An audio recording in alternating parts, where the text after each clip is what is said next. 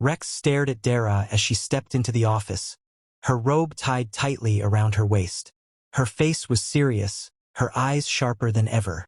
The drawer where he had just hidden the photograph felt like it was burning against his leg. He prayed she wouldn't notice the way his hand trembled on the table. "Rex," Dera began, her voice calm but firm, "we can't continue like this. Something is going on with Pauline, and if we don't face it, it will destroy this house. I want the truth." Rex swallowed hard. His lips parted as if to answer, but the words stuck in his throat. Should he tell her about the photo? About the stranger? About the first note he had hidden? His chest tightened. The truth was heavy, heavier than he could carry. "I know," he finally whispered, "but we have to be careful. We don't know who is behind this." Dera tilted her head. "We don't need to know who is behind it yet. What we need to know is why Pauline is at the center of it. She isn't telling us everything." Rex looked away, his jaw tight. "And maybe she has her reasons. Maybe she's protecting someone." That single sentence made Dera freeze. Her eyes narrowed. "Protecting who? Rex? Do you know something you're not telling me?" The room grew heavy. Rex shifted in his chair, his palms sweating. Before he could answer, a knock came at the office door. They both turned. It was Pauline. She stood in the doorway, her face pale, her eyes red as though she hadn't slept all night. Her bandaged hand clutched the doorframe. "Sir, madam, I need to talk to you." Dera folded her arms, her chin raised. "Finally." Pauline stepped in slowly, her voice trembling. "I don't know who is sending those letters. I don't know why they are trying to destroy me. But what I do know is, if you keep digging, someone will get hurt." Her words sent a chill through the room. Rex leaned forward. "Pauline, what are you hiding? Tell us. We can protect you." Tears filled Pauline's eyes. "I can't. If I tell you, everything will fall apart. Madam will hate me. Sir will hate me. And the people behind this, they won't stop." Dera slammed her fist on the desk. "Enough of this riddle. You will tell us now, Pauline, or I'll have you out of this house by morning." Pauline gasped, her knees almost giving way. She fell to the floor, sobbing. "Please, madam, don't throw me out. My family, my mother depends on me. I swear I'm not your enemy. But there are things you don't know. Things that started long before I came to this house." Rex bent down to help her up, but Dera held out her hand. "No, Rex. Let her stand on her own. If she has strength to keep secrets, she has strength to explain herself." Pauline wiped her tears with the back of her hand, forcing herself to speak. "The man you saw me with, the man who came at midnight, he is not a stranger to me." She hesitated, her chest heaving. "He is someone from my past." Rex's eyes widened. Dera leaned forward, her voice cold. "Who is he?" Pauline opened her mouth, but before the answer could escape, a loud crash echoed from outside the office. They all jumped to their feet. Nosa burst through the door, panting, his shirt half-tucked. "Rex, trouble on land. Somebody break into the compound." "What?" Rex and Dera shouted together. "The guards they chase him now," Nosa said, sweat dripping from his forehead. "But this no be ordinary thief. This person come for something or someone in this house." The three of them, Rex, Dera, and Pauline, rushed out of the office. In the courtyard, the guards were shouting, flashlights sweeping through the dark. The air was thick with chaos. Then, out of the shadows, the intruder broke free, sprinting toward the back wall. For a split second, the lights caught his face. It was the same man who had met Pauline at midnight. "Stop him!" Rex roared. But the man was fast. He leapt over the wall and vanished into the night, leaving only confusion behind. Pauline's scream cut through the silence. She fell to her knees again, clutching her chest. Dera's face twisted with fury. Rex's fists clenched in rage. The stranger wasn't just sending letters anymore. He had broken into their home. The question now wasn't just what secret Pauline was hiding. It was how far this man was willing to go to expose it. The compound was restless after the intruder's escape. Guards paced with torches, scanning every corner. Nosa barked orders, his voice carrying through the night. Check the fence. Double the watch. Nobody sleeps till morning. Rex stood in the courtyard, fists still tight, his mind spinning. Dera folded her arms, her eyes locked on Pauline, who knelt on the ground trembling. The air between them was sharp, filled with suspicion and unanswered questions. Dera broke the silence first. That man wasn't here by mistake. He came for you, Pauline, and you will explain tonight. Pauline's lips quivered. Madam, I can't. Please don't make me. If I tell you, everything will. Enough. Dera snapped, her voice fierce. No more tears, no more excuses. You are living under my roof, and now a stranger has broken into my home. You owe us the truth. Pauline's chest rose and fell rapidly. She pressed her hands together like she was praying. Please, madam. If you throw me out, they will find me faster. At least here I have some safety. Rex's voice was calmer, but heavy. Pauline, you can't keep hiding. Who is that man? Her eyes flicked between Rex and Dera. For a moment it looked like she would finally speak. But before the words came, Vicky stepped into the courtyard, her silk robe flowing, her phone in hand. What's all this noise? She asked, half mocking, half curious. Then she saw Pauline's tear-streaked face and smirked. Ah, the maid again. Always the center of drama. Who is she really, Rex? Because from where I'm standing, it looks like she's more than just a maid. Dera's head snapped toward Vicky, her anger flaring. Don't start, Vicky. But Vicky only shrugged, her voice dripping with poison. I'm only saying what everyone is thinking. That man came here for Pauline. She's not innocent. And maybe... Her eyes slid toward Rex. Maybe she's not the only one hiding something. The words hit Rex like a slap. He glared at her, but she only raised her brow with a sly smile. Dera caught the look in Rex's eyes, and suspicion twisted deeper into her heart. She turned to him slowly. Rex, is there something you're not telling me about Pauline? The courtyard fell silent. Even the guards stopped moving, sensing the tension. Pauline's eyes widened in panic. Rex froze, his chest heavy. His secret. The way his body had betrayed him, the note he had hidden, the photo in his drawer, pounded in his mind like a drum. Rex began, his voice low, but before he could continue, Nosa shouted from the gate. We found something. Everyone turned. The guards gathered around Nosa, holding a small bag the intruder had dropped while escaping. Rex rushed over and snatched it open. Inside were documents, old photographs, and a small black phone. The top photograph made his blood run cold. It was Pauline again. Only this time, she was standing beside the same man who had broken into the compound. They were both younger, and their clothes suggested it was years ago. Pauline looked different, softer, but the fear in her eyes was the same. Dera's voice cut through the night. Rex, you see now? She has been lying. That man isn't just from her past. He's still here, still connected to her. Pauline gasped when she saw the photograph. Her whole body shook as she whispered, No, no. They found it. Who is he? Rex demanded, his voice louder than ever. Tell me, Pauline, who is this man, and why is he stalking this house? Pauline broke down completely, sobbing uncontrollably. She tried to speak, but the words came out in fragments. He's not what you think. Please, I can't. Can't. Dera snapped. Or won't. Which one? Vicky smirked again, her eyes dancing with mischief. If you ask me, she's hiding a lover. And maybe Rex knows more than he's saying. Rex turned sharply to her. Vicky, enough. But Dera's suspicion deepened.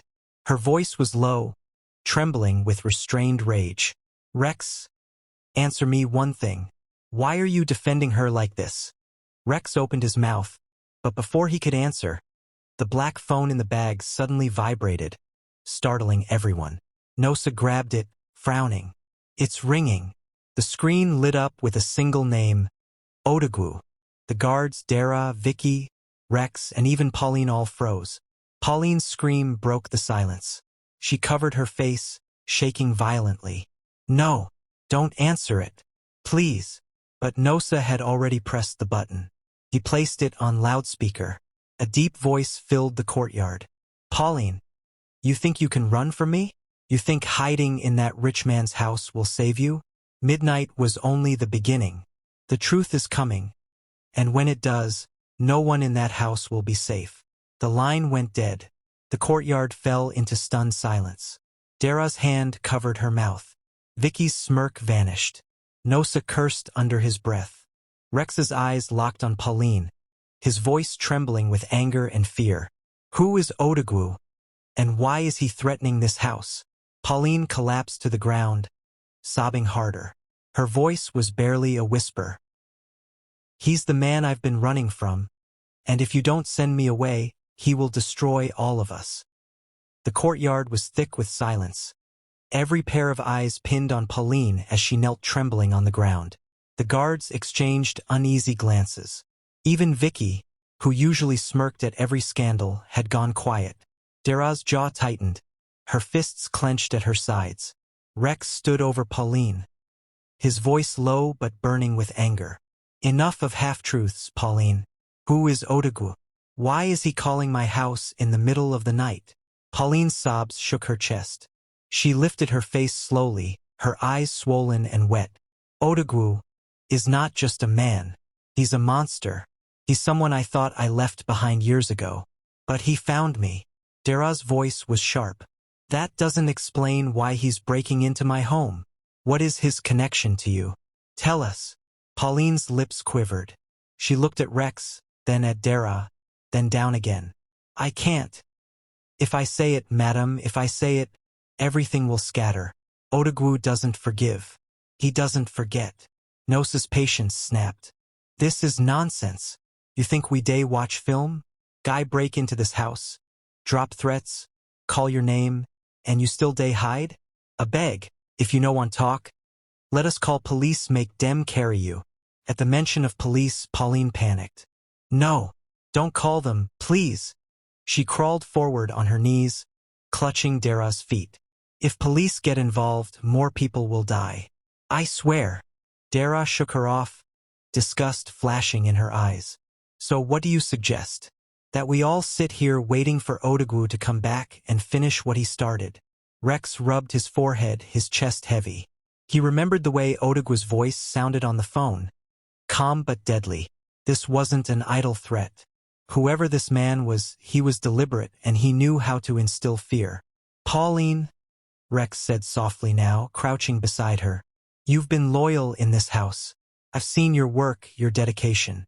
If you're innocent, then trust us. Tell us who Odigu is, and we'll find a way to protect you." Her lips parted, her breath shaky. He used to own me." The words dropped like a bomb. Dera frowned, confusion knitting her brows. "Own you? What does that even mean?" Pauline hugged herself tightly. Her voice cracked. "When I was younger, my family owed him. We had nothing, and he took me as payment. I worked for him, suffered for him, lived in fear of him. I escaped years ago, thinking I was free. But he never let go." Everyone froze. Even Vicky's mouth dropped open. Nosa whistled under his breath. "So nah human trafficking matter we day talk here?" Pauline nodded faintly, tears streaming down her face. "Yes, Odigu controls people like property. He calls it family, but it's slavery. If you try to run, he hunts you. And now he knows where I am." Dera's face paled, her heart beating faster.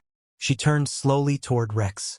"You brought this woman into our home, and now we are part of her war. Do you see the danger?" Rex's throat tightened.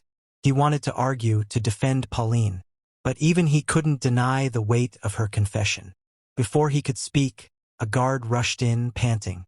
"Sir, madam, you need to see this." They followed him to the front gate.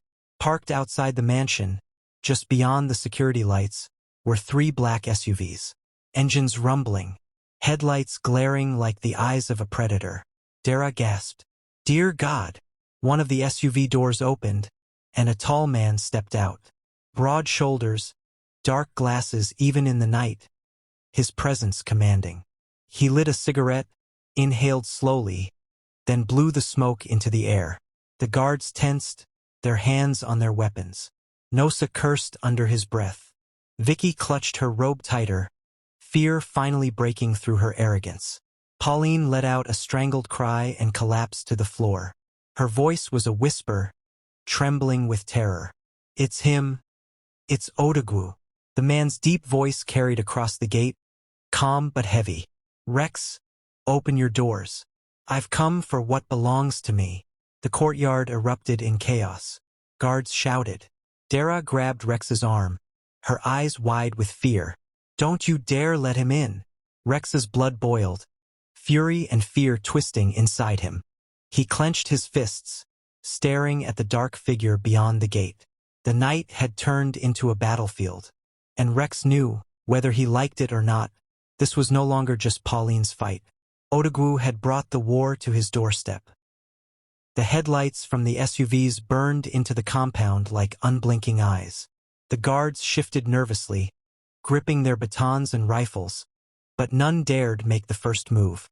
Odigu stood tall at the gate, his cigarette glowing faintly in the dark. His voice boomed again, steady and cold. "Rex, you have something that belongs to me. I don't like asking twice." Pauline curled on the ground, her hands over her ears, trembling like a child. Dera pulled her shawl tighter around herself, anger and fear wrestling inside her chest. Vicky stood frozen by the veranda, her usual smirk gone, replaced by wide-eyed panic. Rex stepped forward. He could feel Dera's hand grab his arm, trying to pull him back, but he shrugged her off. His heart hammered, but he refused to let Odigu see weakness. "You can't just storm into my house and make threats," Rex shouted. His voice echoed in the night, though his throat felt dry. "This is not your territory. Lagos is not your village. Leave now before you regret it." Odigu laughed, the sound deep and chilling. He flicked his cigarette to the ground and crushed it under his boot. "You think money makes you powerful, Rex? You think these walls protect you?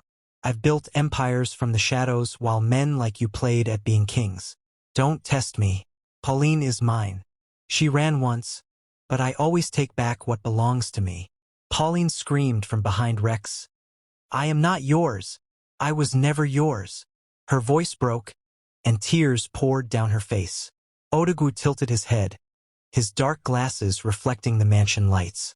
"Then tell him the whole truth, Pauline. Tell him why you can never be free of me. Or should I do it for you?" Rex turned sharply, looking at Pauline. His chest tightened. He wanted answers, but this was not the time or place. Nosa stepped up beside him, his voice low but urgent. "Rex, we can't let this guy inside. He has backup. Look at those SUVs, men are inside, waiting. If we open that gate, na war." Rex nodded slightly, his jaw tight. He raised his voice again. "Leave now, Odigu. I don't care who you are. This is my house. You won't take anyone from here." Odigu's smirk widened. "So you've chosen your side. Interesting." He snapped his fingers and the SUV doors opened. Four men in black stepped out, their builds heavy, their movements precise. They carried no visible weapons, but their presence alone screamed danger. The guards raised their rifles. Dera gasped and pulled Pauline back toward the house. Vicky clung to the wall, her phone shaking in her hand as though she wanted to record but couldn't dare. The air grew thick. One wrong move and blood would spill. But then Odigu lifted his hand, halting his men. His smile never wavered. "Not tonight. I'm not here for blood. I just wanted Rex to see the size of the shadow he stepped into." He pointed a finger toward Pauline, his voice dripping with menace. "Enjoy her company while you can. But soon, I'll collect what's mine. And when I do, you'll all pay the price for hiding her." With that, he turned, entered his SUV, and the engines roared to life. The convoy pulled away slowly, deliberately, as though to remind them that Odigu moved on his own time, not theirs. When the last tail light disappeared, the compound fell into an uneasy silence. The guards exhaled in relief, some muttering prayers under their breath. Dera turned furiously to Rex. "This is exactly what I feared. You've brought danger into this house, Rex. And it's because of her. She pointed at Pauline, who was still sobbing on the ground. Stop it, Dera. Rex snapped, his voice raw. You think throwing her out will solve anything? You heard him. He won't stop until he gets her. If we abandon her, Odigu will kill her, and then come for us next. Dera's eyes glistened with anger and hurt. So now you're her protector? You defend her every single time. Tell me the truth, Rex. Why do you care so much about this maid? The words cut deep. Rex opened his mouth, but no explanation came. His body froze, his secret screaming inside him. He couldn't tell her. Not here, not now. That Pauline had somehow stirred something in him that even Dera could not. Vicky, sensing the fire, stepped in with her sly tone returning. It's obvious, isn't it? Rex isn't defending her because of kindness. He's defending her because she means more to him than he's ready to admit. Shut up, Vicky. Rex barked, his voice echoing. But Dera's face went pale. She stared at Rex, her lips trembling. Tell me that's not true, she whispered. Tell me you haven't been hiding something from me, Rex. Rex's throat tightened. His silence spoke louder than words. Pauline, still weeping, cried out, Please, madam. It's not what you think. I never meant to bring trouble here. I never wanted this. But Dera had already turned away, her heart breaking. She stormed into the house, slamming the door behind her. The courtyard fell quiet again. Nosa rubbed his forehead, muttering, This house don't enter wala. Rex stood frozen, torn between chasing after Dera, confronting Pauline, and preparing for the storm Odigu had promised. Because one thing was certain, tonight was only a warning, and Odigu would return. The mansion no longer felt like home. It felt like a cage filled with fear, suspicion, and unspoken truths. For 2 days after Odigu's dramatic visit, nobody in the house slept soundly. Guards doubled their watch, yet every sound of a passing car, every knock at the gate, sent shivers through their spines. Dera barely spoke to Rex. She carried herself with cold silence, her eyes sharp whenever they landed on him. Pauline, pale and thin from sleepless nights, moved like a ghost, her shoulders hunched as if expecting an attack at any moment. Nosa kept pacing the compound with his phone pressed to his ear, calling contacts to dig up information on Odigu. Vicky thrived on the tension, whispering rumors into Dera's ears whenever she could, her sly smile fueling the fire. But Rex knew something had to give. They couldn't continue like this, living under the shadow of Odigu's threat, with mistrust tearing them apart from within. On the third night, Rex called everyone into the living room. The chandeliers glowed, but the atmosphere was heavy. Pauline sat with her hands folded tightly, her eyes swollen. Dera crossed her arms, her chin raised. Nosa leaned against the wall, restless. Vicky curled into a chair with mock curiosity. Rex stood tall. We can't hide from this any longer. Odigu won't stop. If we wait, he'll strike again, and harder. So tonight, Pauline must tell us everything. No more half-truths. No more secrets. Dera's eyes burned into Pauline. Yes, start talking. Who exactly are you to Odigu? Pauline's lips trembled. She closed her eyes, took a shaky breath, then finally spoke. I was 15 when I first met him. My family owed him money. He called himself a helper of the poor, but he was a predator. He took me into his so-called family. For years I worked under him, carrying messages, laundering his money, keeping his secrets. I was trapped. Tears streamed down her cheeks. But when I turned 20, I ran. I thought I was free. Until now. The room was silent. Even Vicky stopped smirking. Pauline continued, her voice breaking. That's why he says he owns me. In his eyes, I am property. And because I ran, he wants to punish me. To drag me back or destroy me completely. She looked at Rex desperately. I didn't come here to bring trouble. I only wanted a chance to live like a human again. Dera's face softened slightly, but her suspicion didn't fade. She turned to Rex. And you? You've been hiding things too. Why do you defend her so much? The question hung in the air like a blade. Rex felt every eye on him. His heart pounded. He could lie. He could say it was only kindness. But the weight of silence was crushing. He took a deep breath. "Because my body betrayed me," he said quietly, his voice thick. "I couldn't be close to you, Dera. I tried. I saw doctors. I thought something was wrong with me. But then one night, Pauline walked into my room, and for the first time in months, I felt alive again." The confession shattered the room. Dera staggered back, her hand flying to her mouth. Her eyes filled with tears, not of love, but of betrayal. "Rex, how could you?" Her voice cracked. "After everything we've been through, after the trust one gave you, you're telling me this now?" Pauline shook her head frantically.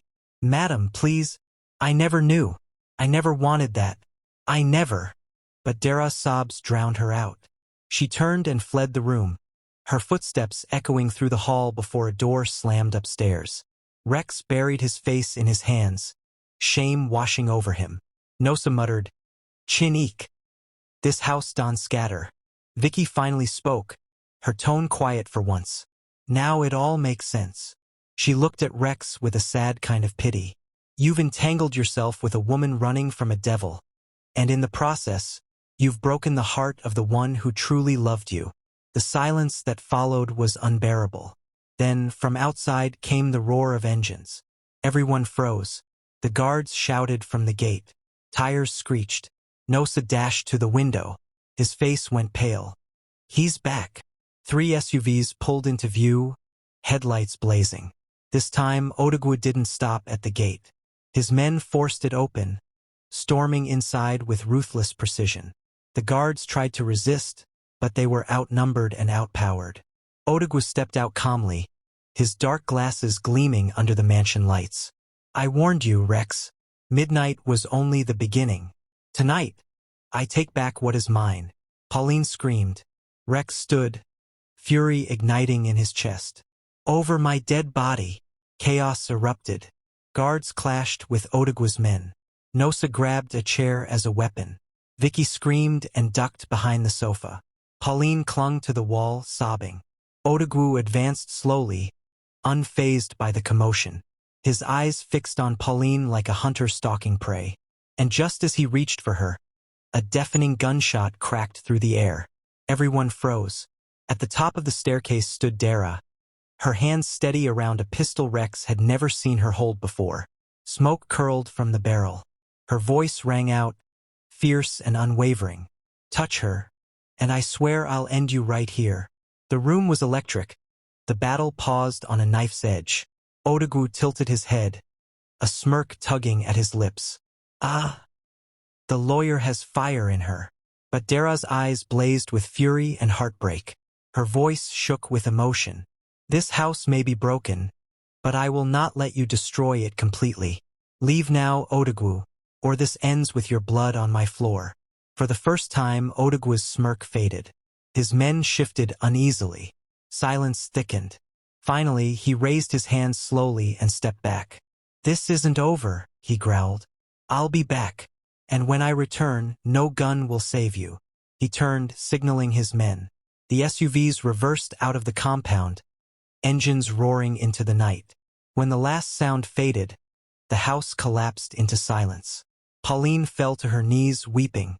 Nosa exhaled deeply, muttering prayers.